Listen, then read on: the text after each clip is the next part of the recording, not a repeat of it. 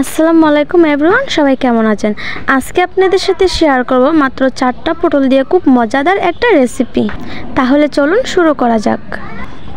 এখানে আমি 4টা পটল কুচি কুচি করে কেটে নিয়েছি।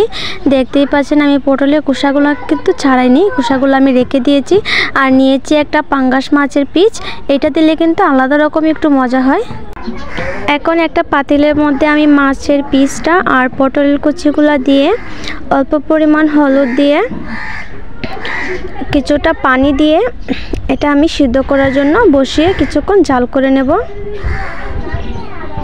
এই তো দেখতেই পাচ্ছেন কি সুন্দর সিদ্ধ করা হয়ে গেছে। এখন এইগুলোকে আমি পেস্ট করে নেব। আপনারা চাইলে পাটায় বা ব্লেন্ডারও পেস্ট করতে পারেন। আমি পাটায় বেটেই পেস্ট করেছি, আপনারা চাইলে ব্লেন্ডারও করতে পারেন। একটা পাতিল এখন আমি চুলায় বসিয়ে গরম করে এর মধ্যে দিয়ে দেব পরিমাণ মতো তেল। আর এখানে দিয়ে দিচ্ছি আমি পেঁয়াজ কুচি, দুটো কাঁচা লঙ্কা, দুটো শুকনো মরিচ আর রসুন কুচি। এখন এইগুলোকে আমি ভালোভাবে একটু নাড়াচাড়া করে ভেজে নেব। এখানে দিয়ে দিচ্ছি একটু কালো জিরা, স্বাদ মতো লবণ। এইগুলাকে লালচে করে ভেজে নিয়ে এখন আমি এর মধ্যে পটলের পেস্টটা দিয়ে দিচ্ছি। আরও কিছুক্ষণ জাল করে এটাকে আমি ভালোভাবে নাড়াচাড়া করে পানিটা কিছুটা শুকিয়ে নেব। এই তো পটলের ভর্তা করা আমার হয়ে গেছে। দেখতেই পাচ্ছেন রান্নার শেষে কত সুন্দর এবং কত মজাদার হয়েছে।